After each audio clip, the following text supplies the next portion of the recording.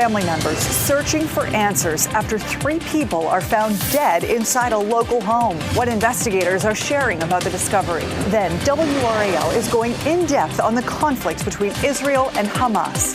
New at 7, we unpack the history of power, politics, and religion at the center of the clashes. From sprinkles to scattered showers, we're tracking 2 rounds of rain. An hour-by-hour look at when we could dodge raindrops at the State Fair this weekend. Then the Canes are on ice, hoping for the first win of the season. WRAL is live at PNC with a look at the excitement around the home opener. All right, here we go. Right now it's 7 o'clock. We are tracking a system bringing some showers our way. You can see all the green on this radar view. Thanks for joining us tonight. I'm Dan Haggerty. And I'm Ashley Rowe. Let's take a live look now at Sanford. You know, usually we see a beautiful sunset. Look at this blue sky behind us. Meteorologist Kat Campbell is in the WRAL Severe Weather Center with a timeline on this wet weather and when it clears out. Kat? All the clouds that we saw move in today, that was all ahead of the rain. And this system stemming from the Gulf of Mexico. The bulk of the heavy rain stays to our south, but we're going to be on the northern edge. And that's why rain chances are really going to be the highest from the Triangle Point south. But the rain really doesn't arrive until later tonight. By 10 o'clock, we'll have a chance for rain, mainly in the southern part of our viewing area. But it's not until after midnight into 3 a.m. that the rain really becomes more widespread. Still, it looks like it would be fairly light. There could be a brief period of more moderate rain tomorrow morning in our southern counties, but it should stay fairly light for the morning commute if there's any left in the Triangle. For the Triangle, we are done with rain chances tomorrow by 10 a.m. Certainly good news, especially since the gates open at the State Fair at noon. Still a few showers possible at noon in our southern counties, but we clear out during the afternoon and even the clouds clear out. As for how much rain we'll see, not much at all in the Triangle, but there could be up to a 1/4 of an inch in some of our southern counties. We've got another shot at rain for the weekend. I'll have the timeline for that round coming up. Okay, Kat. Thank you.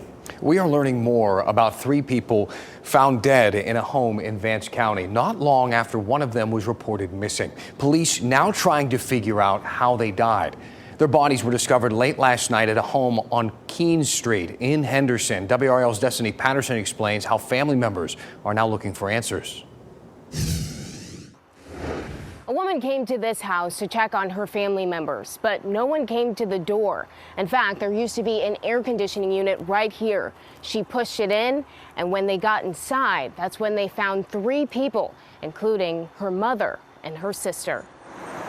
Here on Keene Street, Henderson police found 76-year-old Josephine Taylor, 38-year-old Laura Taylor, and 28-year-old Bakaric Leonard. All 3 of them are remembered as outgoing, fun people. Leonard's mom says he loved music. It was never a dull moment when you seen them. Cynthia Edwards is a family friend of the Taylors. She sent us photos that show snapshots of the hours police were on the scene. Very disturbing. Leonard was previously reported missing. Officers say his family had last seen him on October 8th. 2 days before he was found here.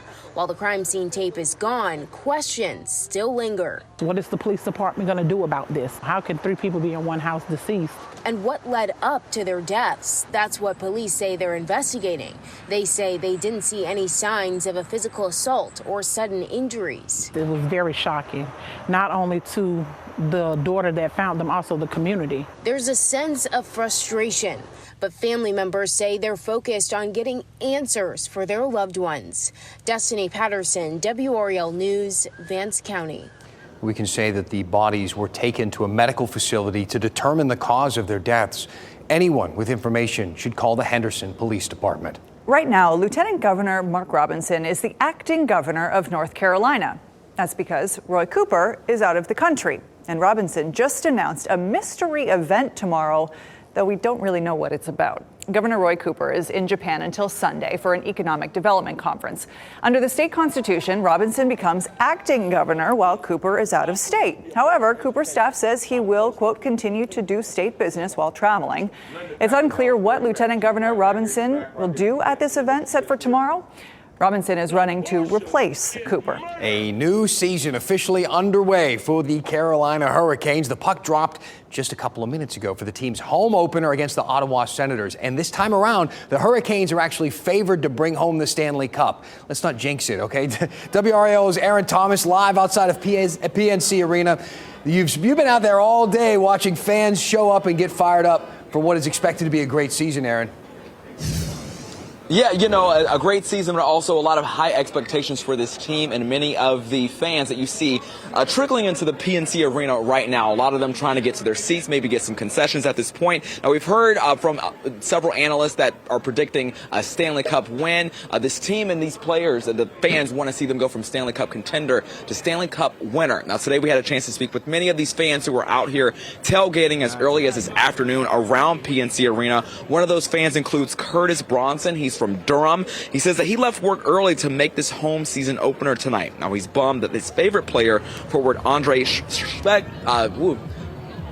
me, I mispronounced that name, but won't be on the ice tonight due to a knee injury, but says that the decision makes sense in the long run. He needs to stay out until he gets better. Once he gets better, come on back. He's going to be like a shot right out of a cannon. 40 goals or more, guaranteed. Svetch is going to do it. Okay, I'm no longer tongue-tied. It's Svechnikov. Svechnikov. Have to pronounce that 10 times over. So this game just got started within the last few minutes. On our late news, we're going to be following the outcome and finding the unique ways that people are cheering on the home team. Dan? I knew you'd get there. Aaron Thomas? It takes time. It takes some time. I need some caffeine in me. I need my second win. All right, Aaron Thomas. Live at PNC Arena. Thanks, Aaron. Oh, boy. A 9-year-old transgender boy from Durham is suing the state of North Carolina. This is over a law he says denies him gender-affirming care. The lawsuit argues House Bill 808, which became law this year, bans these treatments for transgender people until they are at least 18 years old. So the 9-year-old transgender boy would have to wait another 9 years. He's referred to as the pseudonym Victor Vo for safety and privacy reasons. Vo isn't alone in this lawsuit. His parents, a local doctor, and several LGBTQ groups are behind him. The same legislators who cry parents' rights on certain issues are saying that on other issues, there are some parents who can't be trusted to make decisions about what is right for their own children and families. That was activist Brian Bond. The defendants in this case include organizations enforcing HB 808, the Department of Health and Human Services, and the NC Medical Board. DHHS has not commented on the lawsuit yet, and the medical board declined to comment. Right now, on the continuing coverage of the conflict with Israel and Hamas, the State Department out with a travel warning right here to reconsider travel. That's number 3. The next one would be do not travel if you have plans to that area of the world. On your screen, these are some of the key headlines, the bullet points coming out right now as we go on the air at 7 o'clock. At least 1,200 Israelis killed, including 189 soldiers, and also 450 targets in Gaza there, and at least 22 Americans have been killed. We'll continue to cover this story for you as new details continue to come in to the Live Center, and much more in Fox 50 coming up at 10 o'clock. Back to you.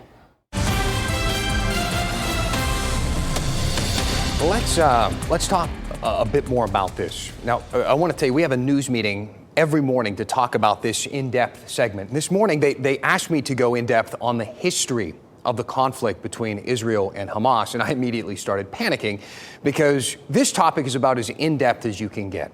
People have very passionate positions, and right now passions are high because people are dying.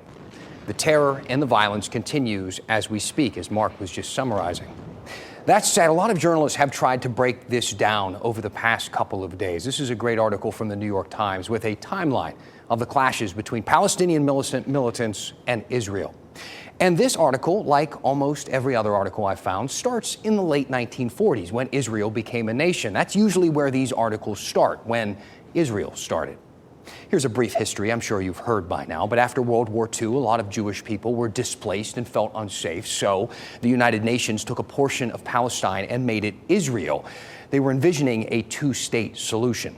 When Israel proclaimed its independence, every surrounding Arab nation declared war, and there's been conflict ever since. But in this story of power and politics and history, we're only witnessing really the latest chapter for a region that has been at the center of conflict for millennia. It is in the birthplace of modern civilization, conquered and ruled by different empires for thousands of years. The Egyptian Empire, the Babylonians, the Persians, Macedonians, the Romans, the Byzantine, the Ottoman, and then the British Empire, and now home to Israel. Israel is on Holy Land, the location of some of the most pivotal moments in Judaism, Islam, and Christianity. I asked Duke professor Bruce Jenselson to explain the significance of religion in the conflict surrounding the region. If you look around the world, your religion is the basis for lots of conflicts. You know, in India right now between Hindus and Muslims, in many other parts of the world. I mean, in Northern Ireland, it's been Catholics against Protestants, right? It is a conflict in our own country. But you're right, Dan, that you know what you have here is the layering of so many elements. You have, you know, different religions, Islam and Judaism. You have a sense that both feel that they have long-term, call it biblical or historical rights to the land, because the land has been moved back and forth between so many different occupiers over the centuries. And you also have countries with their own politics. So let's take a live look. This is Jerusalem tonight, one of the most significant holy sites on the entire planet, specifically the Western Wall that you're looking at there. Here's what it looks like during the day. One of our producers took some photographs when she was in Jerusalem. You can see right there a beautiful site. In Judaism, Jerusalem is their holiest site, where biblical holy temples stood thousands of years ago. Also a site that is revered by Muslims. It's where the Prophet Muhammad ascended to heaven and talked to God before he returned to earth. And for Christians, it's the birthplace of their faith, where Jesus was crucified, buried, and rose from the dead. Sites that are also worshipped by Muslims who believe Jesus was a prophet. There are members of each religion who believe that this holy land is their holy land and a place for their God to be worshipped, remembered, and respected. It is a layer of this conflict that is the oldest and the one I've seen written about the least recently. One of the many pieces, though, of this complicated fight that continues to escalate. Let me know what you think. What is on your mind on this story or any other? We talk about delicate topics here. I want to hear what you think about them. Tell me, email me, dan@WRAL.com, and we will go in depth. Taxpayers are spending $500 million to turn ideas into businesses at state universities. Hear from the organization leading the charge next in a live interview.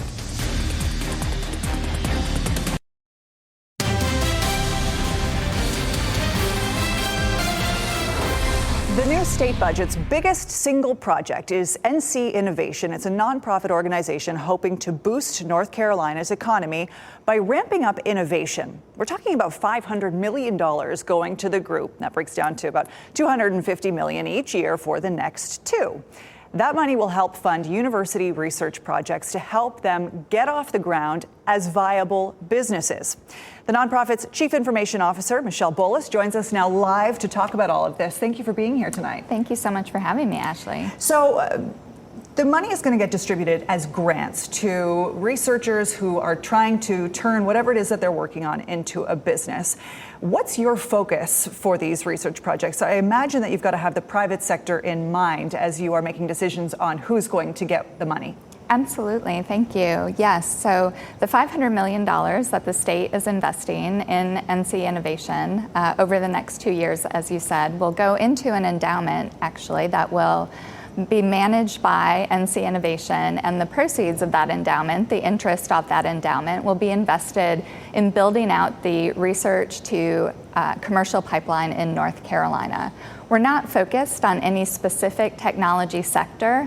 We are so blessed to have a university system that is extremely diverse in our areas of expertise. Everything from aerospace and aviation and drone technology to our deep ocean technologies along our coastal institutes, to clean energy, to semiconductor industry. So really looking at where are the best opportunities to make those matches to promising industry sectors in the state and then amplify that innovation out of our research institutions. You're doing all the behind the scenes work right now. You're hoping for this upcoming spring to be able to sort of launch this out to the public? We are. We're putting the infrastructure in place. We've hired 4 regional directors. They started today at their home institutions in the East, the West, Charlotte, and the Piedmont.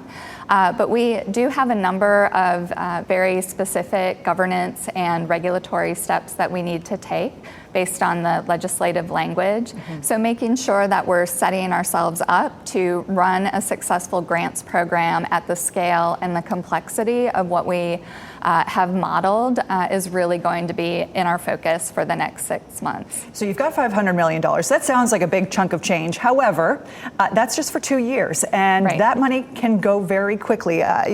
This past summer, your CEO, Bennett Waters, said in order for NC Innovation to be viable, you'd need $1.4 billion. Otherwise, the endeavor could go bankrupt. So how do you fill that gap of money? Correct. So the $1.4 billion models a near $90 million to $100 million spend annually, which is what our research, background research has shown it will take in North Carolina to really do this at scale. That longevity is important, and many thanks to the members of the General Assembly who proposed and shaped a model that has the potential for that longevity, if we can show success in the early years, to be able to consider increasing that endowment so we can have a 10 to 15-year runway in the state. Got it. So you're really leaning on follow-on funding from the state in order to make this a viable project. Absolutely. Okay, so let me just, real quick, we're running out of time here, but just real quick, in 10, 15 years, what do you hope the legacy will be? I hope the legacy will be a very robust innovation to industry ecosystem, particularly in the regional parts of the state. RTP, we've seen huge success. Our regions have been a little bit left behind in some of the areas around technology-based innovation. And so we'd really like to see a distribution that takes advantage of our university system and the particular strengths of those regional areas. Michelle Bullis, thank you so much for joining us here tonight. Thank you for having me. All right, meteorologist Kat Campbell joining us now. We do have a little bit of rain moving through. People are curious about the timing, especially with the fair coming up. Oh yeah, with the fair, we've got the Carolina Hurricanes tonight. Right. So much going on. The rain gets here late tonight. It's still along the South Carolina border, but once we get to the overnight hours, that's when the rain is really going to fill in. By midnight, we're up to about a 40% chance for rain, and then the early morning hours, that's when we have the best chance for rain. By 8 a.m., still some showers around, mainly from the Triangle South. By late morning, though, by 10 a.m., I think we'll be done with the rain in the Triangle, and everywhere else should be around noon in the southern part of our viewing area. Meteorologist Mike Mays will let you know if that changes once he looks at the new model data later tonight.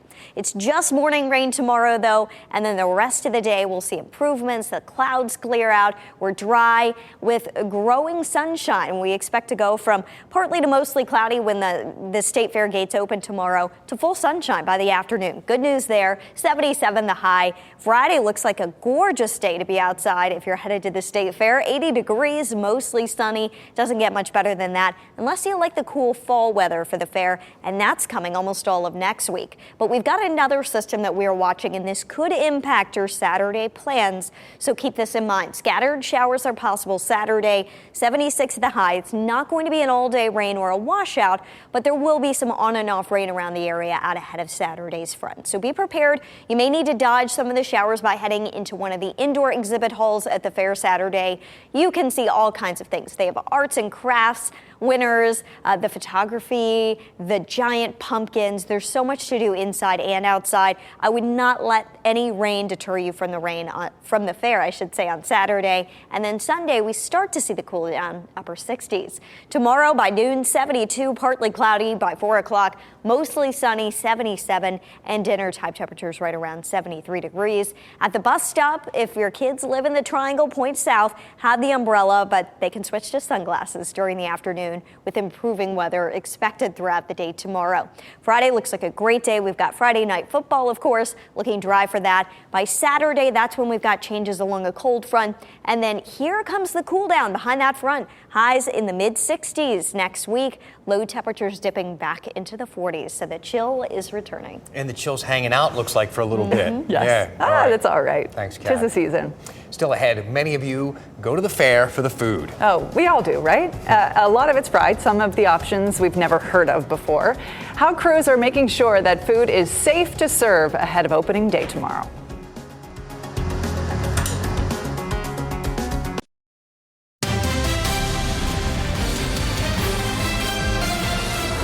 Okay, check it out. The lights are turned on. Just fire up the merry-go-round there. Carousel, the carousel. Get things going. Is it merry-go-round? Is that? You can call it both. Okay, yeah, that's sure. good. Anyhow, we are hours away at this point for the North Carolina State Fair. Today, crews inspected 150 food vendors. Yes, there are that many options for you. The inspectors check water temperatures, food storage, cabinets. So far, no vendors have failed inspections. Inspectors will be checking vendors daily, though. We want our public to be safe and healthy. We don't want anyone sick from anything they've eaten at the fair. If a vendor fails inspection, the vendor must fix the problem before they can serve the food. The inspectors will be back out at the State Fair tomorrow morning at 8 o'clock. And don't forget to stop by the WRAL booth when you visit the fair. Look for us. We got a tent on the northeast side of Dorton Arena, facing Restaurant Row. Tomorrow, Mike Mays and Keely Arthur, they're going to be out there from 2 o'clock until 3 in the afternoon. Then on Friday, you can meet Jeff and Renee. They're going to be out there from 10:30 until 11:30 in the morning. Lena and I will be out there on Friday. Lena's great to meet. I'm okay. From 2 until 3 o'clock. Please come out and see us. I really enjoy meeting everybody. You can get a full list of when everyone's going to be there on WRAL.com. You just search fair. When are you going out? I'm going to be there next Friday. Nice. This is my first time at the fair. Yeah. So I'm looking forward mostly to the food and to meeting all of you. But I hear that our station has some life-size images of us somewhere. Yes, that's correct.